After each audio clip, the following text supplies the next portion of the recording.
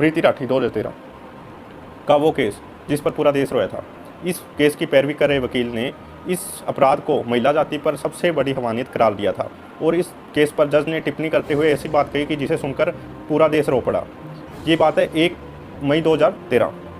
प्रीति राठी जिसकी Indian navy में job लगी थी और वो जॉब के लिए ज्वाइनिंग के लिए मुंबई जाना था। दिल्ली की रहने वाली थी, 23 साल की, जिसे कि जॉब के लिए मुंबई जाना था और वो मुंबई के लिए 1 मई को निकलती है और जाते समय उसके साथ उसके फादर और उनके अंकल और उसकी आंटी होती है। ये चारों बाई ट्रेन से मुंबई जाते हैं और ट्रेन में काफ़ी भीड़ होती है। भीड़ के कारण ये इन्हें सीट मिलती है और ये बैठ जाते हैं कहीं पर, और सीट के अलावा कई लोग खड़े भी होते हैं ट्रेन में और काफ़ी भीड़ होती है। उस भीड़ में एक लड़का होता है जिसने अपने गमछे से और मुंह को छुपाया होता है और सिर पर टोपी ली होती है। वो बार बार कभी किसी से बोल नहीं रहा था, पर वो कभी बाथरूम की तरफ जा रहा था और कभी आकर सीट पर बैठ रहा था और वो अजीब तरीके से प्रीति राठी को देख भी रहा था। ये बात उनके जो फैमिली थी उन्होंने नोट की और वो थोड़ा सतर्क हो गए। उसके बाद थोड़े टाइम में रात होती है और रात को सभी सो जाते हैं। रात के बाद सुबह होती है और सभी उठते हैं। कुछ सुबह का 8 बजे का टाइम होता है और ट्रेन मुंबई पहुंच जाती है। 8:05 पर सभी ट्रेन से निकल जाते हैं और ट्रेन से निकलते हैं और प्रीति थोड़ा थका हुआ फील करती है और उनके फादर और उनके अंकल और उनकी आंटी थोड़ा आगे होते हैं और प्रीति धीरे धीरे चल रही होती है थोड़ा पीछे। प्रीति को महसूस होता है कि वो थोड़ा पीछे रहेगी और वो अपने कदम थोड़ा जल्दी से बढ़ाना शुरू कर देती है और प्रीति थोड़ा तेज़ चलती है। तो उसे थोड़ा फील होता है कि किसी ने उसके कंधे पर हाथ रखा है। तो वो जैसे ही पीछे मुड़कर देखती है, वो वही लड़का होता है जिसने गमछे से अपना मुँह छुपाया होता है। और वो जैसे पीछे देखती है तो इतने में वो लड़का प्रीति के चेहरे पर कुछ फेंकता है और फेंक कर वो भाग जाता है और इतने में प्रीति बहुत ज़ोर से चलाने लगती है और सभी प्रीति की तरफ भागते हैं। उनके फादर और उनके अंकल और उसके आंटी और उन्हें संभालने की कोशिश करते हैं। जैसे वो उन्हें टच करते हैं उनके हाथ पर भी वो जो गहरा होता है वो लग जाता है और उनके हाथ जलने स्टार्ट करने लग जाते हैं। तो इतने में सभी समझाते हैं कि ये किसी ने एसिड गिरा है और उस लड़के को 2-3 लड़के पकड़ने की कोशिश करते हैं, पर वो इतने में भाग जाता है वो लड़का। पर उसका चेहरा 3-4 लोगों ने देख लिया था और वो भाग जाता है। उसके बाद प्रीति को हॉस्पिटल ले जाया जाता है और उसकी हालत बहुत ज़्यादा ख़राब हो जाती है। उसके बाद वो उसे मुंबई हॉस्पिटल में दाखिल रखा जाता है। तो ऐसे करके काफ़ी टाइम बीत जाता है और दूसरी तरफ उस अपराधी का अभी तक कोई पता नहीं कि वो कहाँ पर है और कौन था। और पुलिस अपनी कार्रवाई कर रही है पर अभी तक कोई सुराग नहीं मिला। प्रीति की हालत दिन ब दिन बिगड़ती जाती है। उसके बाद प्रीति की बहन के पास एक पवन नाम के लड़के का फ़ोन आता है जो प्रीति का हालचाल पूछता है और उसके बाद ये बात उनके फादर, प्रीति के फादर, पुलिस को बताते हैं और उसके बाद पुलिस को पवन पर शक होता है और पवन से पूछताछ होती है। उसके बाद शक के आधार पर पवन को गिरफ्तार कर लिया जाता है और सही चलता रहता है। प्रीति काफ़ी टाइम हॉस्पिटल में रहती है 1 मंथ बाद और प्रीति एक्सपायर हो जाती है 1 जून को।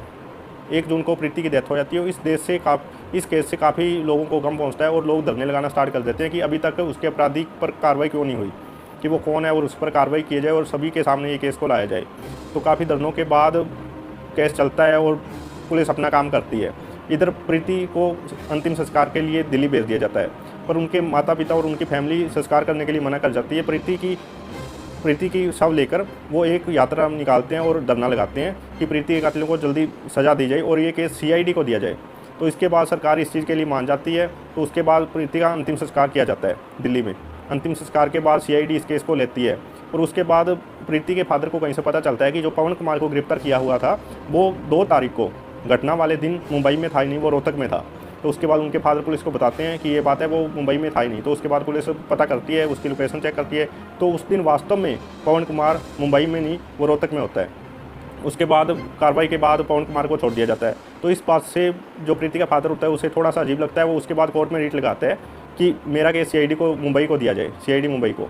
तो उसके बाद कोर्ट इनकी बात मानती है और CID मुंबई उसके बाद इनका केस लेती है। CID मुंबई उसकी सबसे पहले इनके घर पर कोई सुराग ढूंढने की कोशिश करती है, कुछ पता लगाने की कोशिश करती है और वो दिल्ली आते हैं।